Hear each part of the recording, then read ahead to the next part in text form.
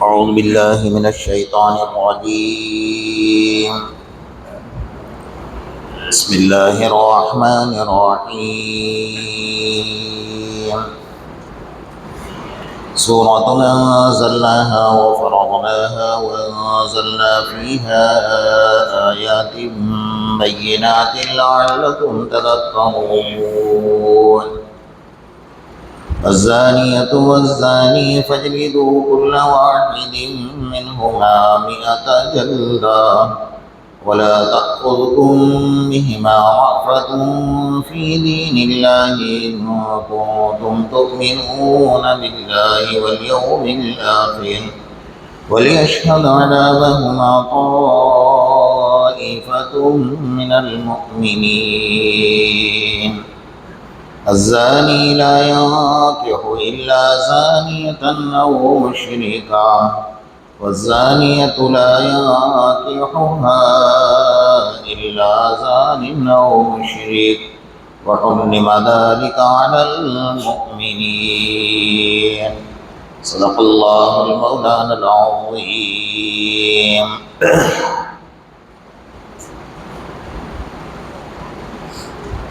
گزشتہ کل آپ حضرات کے سامنے سورہ نور کی تیسرے نمبر کی آیت پر گفتگو چل رہی تھی.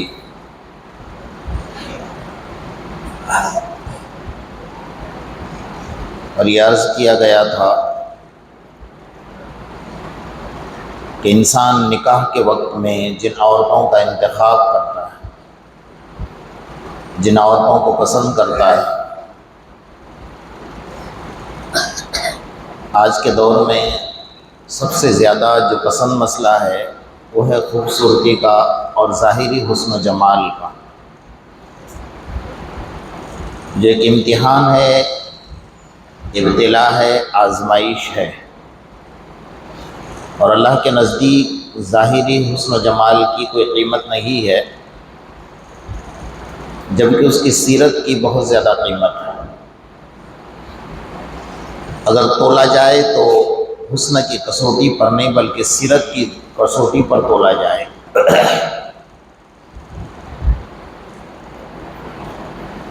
اگر کالا رنگ اللہ تبارک و تعالیٰ کو پسند نہ ہوتا تو اللہ تعالیٰ کبھی حضرت بلال کو آقا نامدار محمد الرسول اللہ صلی اللہ علیہ وسلم کا نہ غلام بناتے نہ مؤذن بناتے.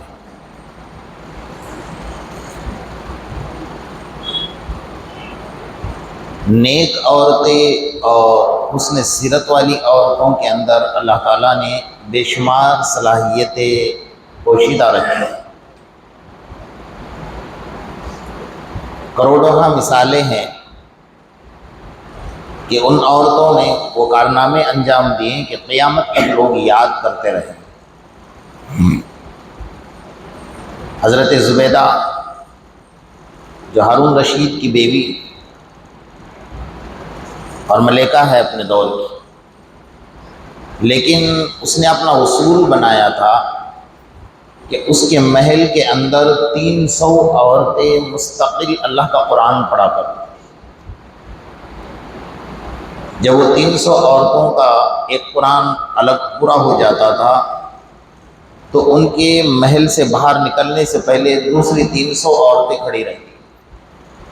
تو 24 گھنٹے ان کے محل کے اندر اللہ کا قرآن پڑھا جاتا تھا. ان کے شوہر اپنے وقت کے بادشاہ اور وزیر ہونے کے باوجود وہ اپنے شوہر کو نیکی کی طرف مائل کرتی تھی اور شوہر سے زیادہ نیک تھی. اللہ تعالیٰ نے ان سے وہ کام لیا کہ قیامت تک لوگ اس کام سے فائدہ اٹھاتے رہیں گے. یعنی افریقہ کے اندر ایک نہر زبیدہ بنی، اس نہر کے چرچے ہیں سارے دنیا کے اندر کہ آج تو لوگ اس سے فائدہ اٹھا رہے ہیں اور قیامت تک کے لیے لوگ اس سے فائدہ اٹھاتے رہیں گے. والی کابل تھے، کابل کے ایک والی تھے، اپنے وقت کے وزیر تھے. ان کے دور میں بڑی جنگ کا معاملہ پیش آیا دشمنوں کی طرف سے. انہوں نے اپنے لڑکے کو امیر لشکر بنا کر بھیجا کہ جاؤ آپ جنگ کے لیے تیار ہو. ان کا خود کا شہزادہ پورے لشکر کو لے کر نکل گیا۔ کچھ دنوں کے بعد آپ کی ایجنسیوں نے آپ کو خبر دی کہ آپ کا شہزادہ جو ہے وہ جنگ ہار چکا ہے اور روپوش ہو کر یعنی چھپ کر بیٹھا ہوا ہے اور اس کے پیٹھ پر زخم آئے۔ تو بادشاہ بڑا غمگین ہوا، تو بیوی نے دیکھا کہ کیا بات ہے، بڑے پریشان نظر آ رہے ہو۔ آج بری خبر آ گئی میرے لیے۔ کہا کیا ہوا؟ کہ بعض ایجنسیاں خبر دے رہے ہیں کہ یا تو آپ کا شہزادہ شہید ہو چکا ہے یا کہیں روپوش ہو گیا ہے، چھپ کر بیٹھا ہوا ہے اور جنگ سے اس نے پیٹھ پھیر لی ہے اور اس کے پیٹھ کے اوپر زخم ہے۔ تو ان کی اہلیہ اپنی زبان سے بادشاہ کے سامنے یہ کہہ رہی ہے یہ کبھی نہیں ہو سکتا ہے۔ اس نے کہا کہ تم گھر کے چار دیواری میں بیٹھے ہو اور میری ایجنسیاں مجھے خبر دے رہی ہیں، وہ کوئی غلط تھوڑی خبر دے رہے ہیں۔ کہا کہ آپ کی ایجنسی کچھ بھی کہے، میرا دل یہ کہتا ہے کہ میری اولاد ایسی نہیں جو جنگ کے میدان سے منہ پھیر کر آ جائے۔ اب گھر میں کچھ نیک عورتیں مردوں کو جب مشورہ دیتی ہیں نا تو مرد کو یوں لگتا ہے کہ تو مرغی کی ٹانگیں ہانکا کرتی ہے، لیکن کبھی مانا بھی کرو، کچھ باتیں ہوتی ہیں۔ وہ بیچاری بول رہی تھی، یہ مان نہیں رہا تھا۔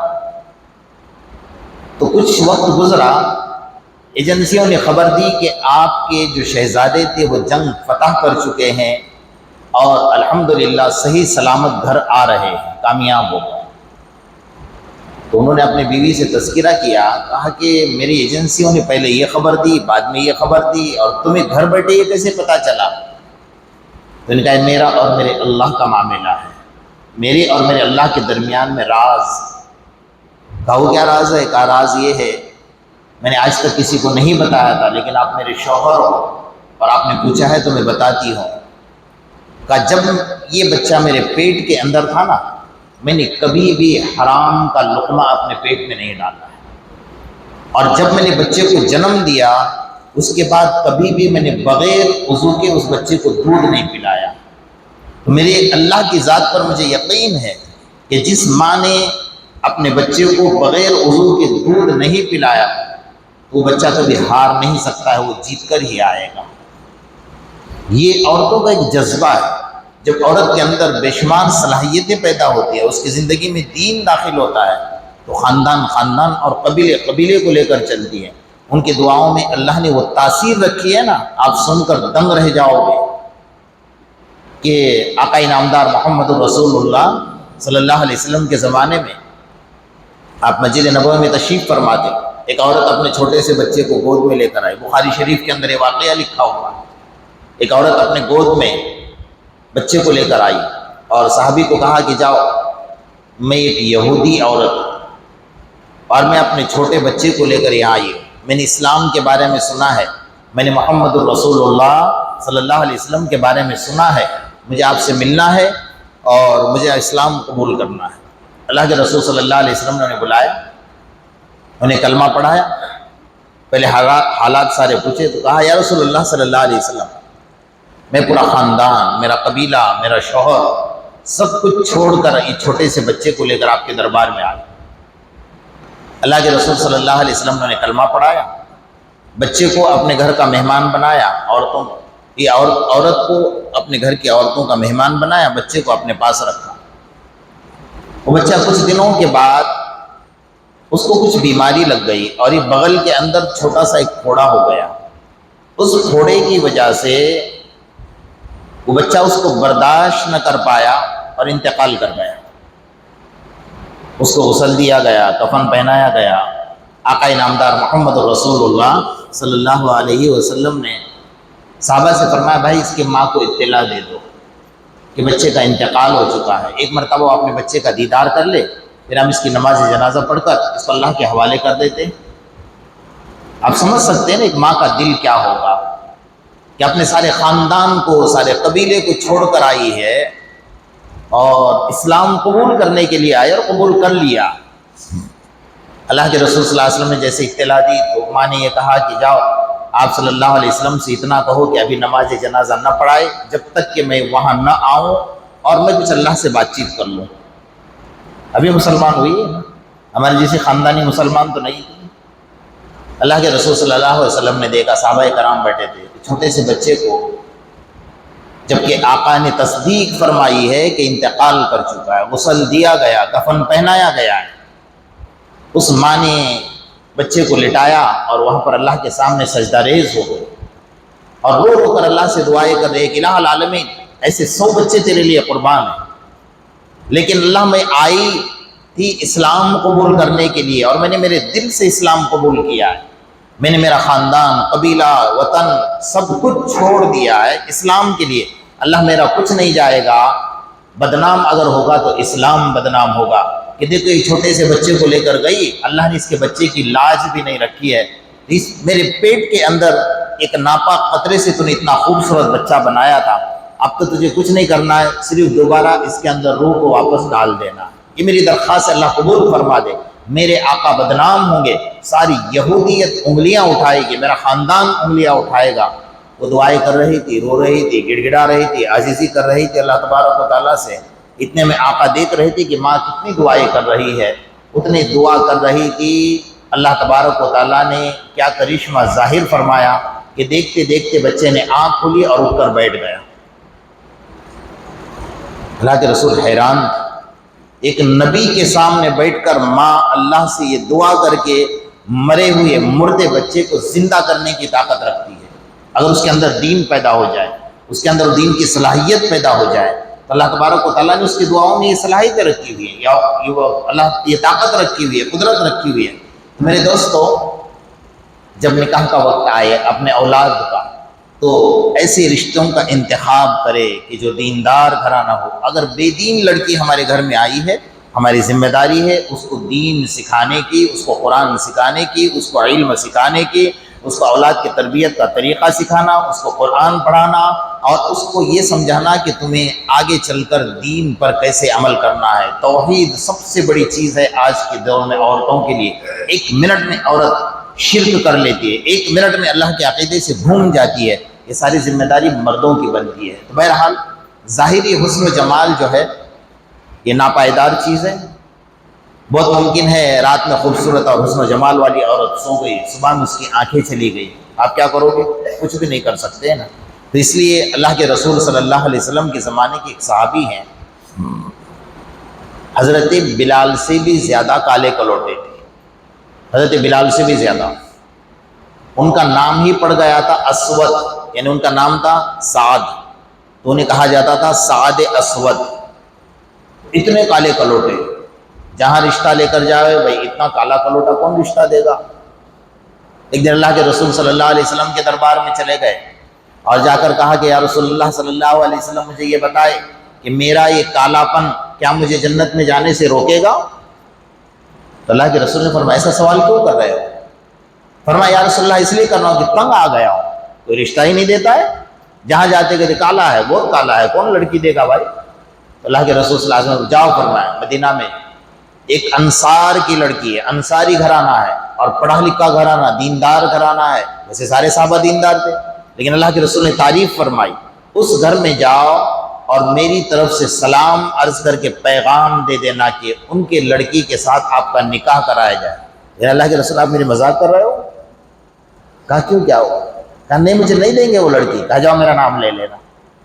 وہ گئے، میاں بیوی گھر میں بیٹھے ہوئے تھے، لڑکی گھر کے اندر بیٹھی تھی، باپ باہر تھے، جا کر بات کری، لڑکی اندر سے سن رہی تھی۔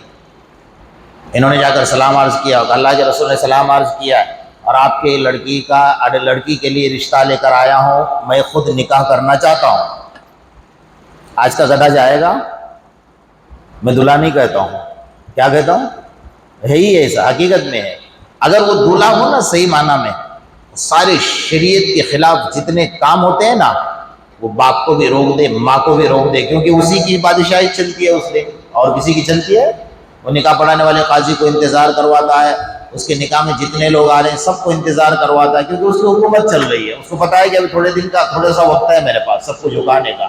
وہ ماں کو جھکا سکتا ہے، باپ کو جھکا سکتا ہے، خاندان کو جھکا سکتا ہے، اگر شریعت کے خلاف وہ کام کر رہے ہیں۔ کر سکتا ہے یا نہیں کر سکتا؟ مجھے نہیں کرنا ہے، یہ ڈھول، یہ تماشے، یہ گاجے، یہ ڈی جے، یہ مجھے کچھ نہیں کرنا ہے، مجھے صرف شریعت کے مطابق نکاح کرنا ہے۔ اگر وہ ضد پر آ جائے تو ہو سکتا ہے، لیکن نہیں۔ انہوں نے اندر سے لڑکی سن رہی ہے کہ اللہ کے رسول صلی اللہ علیہ وسلم نے بھیجا ہے اور میرا نکاح ہے، آپ کی لڑکی کے ساتھ نکاح کروانا ہے۔ تو صحابی نے صرف اتنا ہی جملہ کہا کہ ٹھیک ہے آپ جائیے، میں اللہ کے رسول صلی اللہ علیہ وسلم سے مشورہ کرتا ہوں۔ وہ تو تل ملا گئے۔ اندر سے لڑکی نے کہا کہ ابا جان آپ کس کی بات کو ٹال رہے ہو؟ ان کو کس نے بھیجا؟ یہ مت دیکھو کہ کون آیا، ان کو کس نے بھیجا یہ دیکھو۔ میں سو جان سے قربان ہے، اگر میرے آقا نے بھیجا ہے رشتہ، وہ کتنا بھی کالا ہو میرے لیے بہتر ہوگا، تو میرے آقا نے میرے لیے بھیجا ہوگا۔ ٹھیک ہے، بہرحال وہ صحابی گئے اللہ کے رسول صلی اللہ علیہ وسلم کے دربار میں، یہ تو دوڑتے ہوئے گئے اور کہا کہ اللہ کے رسول میں نے کہا تھا نا کہ مجھے کوئی لڑکی نہیں دے گا۔ کہا کیا ہوا؟ کیا انہوں نے کہا کہ میں مشورہ کروں گا؟ تو کہا ہوگا مشورہ، آئیں گے کریں گے، لڑکی کی ذات ہے، باپ ہے۔ اتنے میں وہ بھی آ گئے، یہاں بیٹھے ہوئے تھے۔ اللہ کے رسول آپ نے بھیجا تھا؟ کہا ہاں میں نے بھیجا تھا۔ کہتے ہیں رشتہ طے ہو، آپ نے وہی نکاح پڑھا دیا اور کہا جاؤ لڑکی کے آسائش کا، آرام کا، راحت کا سامان، ان کے پاس جو گھوڑا تھا، تلوار تھی، زرہ تھی، وہ لے گئے، خوشی خوشی بازار میں بیچا اور مہر کی رقم اور کچھ سامان خرید رہے تھے۔ اتنے میں آواز آ گئی۔ کیا آواز ہے؟ انفروا فی سبیل اللہ، کفر نے اسلام کو للکارا ہے، آ جاؤ۔ اب یہ بھی تو حکم اللہ کے رسول نے دیا تھا نا کہ لڑکی کے لیے سامان خریدو، مہر کی رقم کا انتظام کرو۔ جیسی آواز ان کے کانوں میں پڑی نا کہ انفروا فی سبیل اللہ، کفر نے اسلام کو للکارا ہے، جنگ کے لیے تیار ہو جاؤ، آ جاؤ۔ وہ صحابی نے یہ بھی نہیں کہا کہ جاؤں اللہ کے رسول سے مشورہ کروں، جو گھوڑا بیچا تھا اس کو واپس لے لیا، جو زرہ دی تھی واپس لے لیا، جو تلوار بیچی تھی واپس لے لی، اور گھوڑے پر سوار ہو کر جنگ کے میدان میں پہنچ گئے۔ اللہ اکبر، کیا قربانیاں تھی ان لوگوں۔ اللہ کے رسول صلی اللہ علیہ وسلم بھی جنگ کے میدان میں آئے، جنگ چھڑ گئی اور بڑی خطرناک جنگ چلی، کئی صحابہ کرام شہید ہو گئے، سامنے والے بھی مر گئے۔ اللہ کے رسول کو اچانک حضرت سعد کی یاد آ گئی اور آپ خیمے میں تھے، تو کسی صحابی کے پاس کہا یار میرا سعد تو شب زفاف مناتا ہوگا، بڑی مدت کے بعد اس کا نکاح ہوا تھا، جنگ کے میدان سے محروم ہو گیا۔ صحابی نے کہا اللہ کے رسول کون سے سعد کی بات کر رہے ہیں؟ کہا سعد اسود کی۔ کہا ہاں۔ کہا وہ تو میدان جنگ کے اندر ہم سب سے پہلے پہنچا تھا، فجرحت جرحا شدیدا، اس کے بدن پر اتنے خطرناک زخم لگے ہیں نا، پیر کے ناخن سے سر کے بال تک کے 80 کے قریب اس کے بدن میں زخم لگے ہوئے۔ اللہ کے رسول میرا ساتھ؟ فرمایا ہاں۔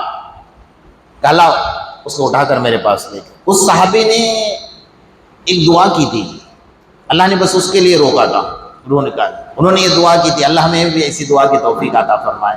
دعا کی تھی کہ یا اللہ جب میرے روح نکلنے کا وقت ہو تو میرے سامنے میرے آقا کا چہرہ ہو، بس آخری دیدار ان کا کرا کہ مجھے بلا لینا۔ بس اللہ نے اس کے لیے روک کر رکھا تھا۔ وہ گئے صحابی اور ان کو اٹھانے کے لیے گئے، تو جیسا ہاتھ ڈالا تو پورا ہاتھ بدن میں جا رہا تھا، پورا بدن زخمی چکنا چور ہو چکا تھا، تلواروں کے زخم اتنے لگے۔ صحابی آگے کہا رسول اللہ صلی اللہ علیہ وسلم حال ٹھیک نہیں، جہاں ہاتھ لگاتے ہیں وہاں پر بدن میں ہاتھ جا رہا ہے، ہم کیسے اٹھا؟ بدن کا پورا خون نکل چکا ہے، وہ ٹک ٹکی نظر سے آسمان کی طرف دیکھ رہے ہیں، بول بھی نہیں پا رہے ہیں۔ اللہ کے رسول فرمایا چلو میں خود آتا ہوں۔ آپ گئے، آپ دیکھ رہے تھے کہ عجیب، اللہ کے رسول وہاں بیٹھ گئے۔ کیا صحابہ کی محبت تھی اللہ کے رسول کے دل میں، اور انہیں بھی کیا محبت۔ اللہ کے رسول وہاں بیٹھ گئے اور ان کے سر کو اٹھا کر اپنے دستے مبارک سے اپنے پنڈلی کے اوپر رکھا، پورا خون سے لت پت تھا۔ وہ صحابی اللہ کے رسول کے چہرے کی طرف دیکھ رہے تھے، نظر ملی، میرے آقا کے آنسو ان کے چہرے پر ٹپکے اور اللہ نے روح نکال لی۔ اللہ، اسی وقت اللہ کو پیارے ہو گئے۔ اللہ کے رسول نے کفن میں لپیٹ دیا، نماز جنازہ پڑھی اور جنازے کے اندر چل رہے تھے، اپنے پاؤں کی انگلیوں پر اپنی ایڑیاں اونچی کر کے صحابہ نے دیکھا کہ اللہ کے رسول بہت مدت کے بعد ہم نے آج اپنے چلنے کا انداز بڑا عجیب دیکھا، کیا بات؟ فرمایا کہ میرے لاڈلے کی ادا میرے اللہ کو اتنی پسند آ گئی، شہید تو ہو گیا لیکن اتنی پسند آ گئی نا، آسمان سے اتنے فرشتے اترے ہیں کہ مجھے چلنے کی جگہ بھی نہیں ہے۔ اللہ اکبر۔ پھر اللہ کے رسول نے پیشانی پر بوسہ دے کر فرمایا فزت برب الکعبہ، رب کعبہ کی قسم تو کامیاب ہو گیا۔ یہ تو کالا کا لوٹا تھا صحابی، تو تم کس رنگ کو تلاش کر رہے ہو دنیا کے اندر، اور کون سے گمراہی کے اندر پڑے ہوئے ہو؟ اللہ کے نزدیک کالا گورا کسی کو کوئی نہیں ہے الا بالتقوی۔ اللہ کے نزدیک اگر سب سے زیادہ کوئی پسندیدہ آدمی ہے وہ تقوی اور طہارت والا ہے۔ اس لیے اگر کسی کو تلاش کرو، لڑکا تلاش کر رہے ہو، لڑکی تلاش کر رہے ہو، تو سب سے پہلے یہ دیکھو کہ اس کی زندگی میں نماز ہے یا نہیں ہے۔ کل قیامت کے میدان میں باپ سے یہ پوچھا جائے گا کہ تو نے اپنی لڑکی اٹھا کر اس کو دے دی، تو نے یہ بھی نہیں دیکھا کہ آقا کی سنت اس کے چہرے پر تھی یا نہیں، تو نے یہ بھی نہیں دیکھا کہ وہ نمازی تھا یا بے نمازی تھا، تو نے یہ بھی نہیں دیکھا کہ اس کی زندگی میں دین تھا یا نہیں تھا۔ ہم تو اٹھا کر دے دیتے بوجھ سمجھ کر آج کل لڑکیوں، بس جیسا رشتہ آ گیا اٹھا کر دے دیا، دولت کو دیکھ لیا، کچھ نہیں ہے میرے دوستو۔ اس لیے دینداری کو دیکھو، سب سے بڑا دین، اور آج کا تو پرفتن دور ہے، پورا فتنوں سے بھرا ہوا دور ہے، فحاشی، عریانیت، ننگاپن، بے پردگی، ایک سیلاب امڈا ہوا ہے۔ اس لیے آج کے دور میں دینداری سب سے ضروری چیز ہے۔ اس چیز کو پہلے دیکھا جائے کہ جس کی زندگی میں دین ہوگا وہ رشتہ کامیاب ہوگا، اور جس کی زندگی میں دین نہیں ہوگا وہ رشتہ ناکام ہوگا۔ بہرحال اس آیت کے اوپر میں نے لمبی گفتگو کی آپ حضرات کے سامنے کہ برے لوگ بروں کو تلاش کریں گے اور اچھے لوگ اچھوں کو تلاش کریں گے۔ بروں کو برا مزاج پسند آتا ہے، اچھوں کو اچھے لوگ پسند آتے ہیں۔ اس لیے ہم اگر رشتے کی تلاش کریں تو اچھا رشتہ تلاش کریں، اور رشتہ تلاش کرنے کے بعد بھی ماں باپ کی ذمہ داری ہے کہ ان کے حق میں دعائیں کرتے رہے، کیونکہ ماں باپ کی دعائیں سب سے بڑی کامیابی کی دلیل ہوتے ہیں۔ اللہ پاک ہم سب کو عمل کی توفیق عطا فرمائے۔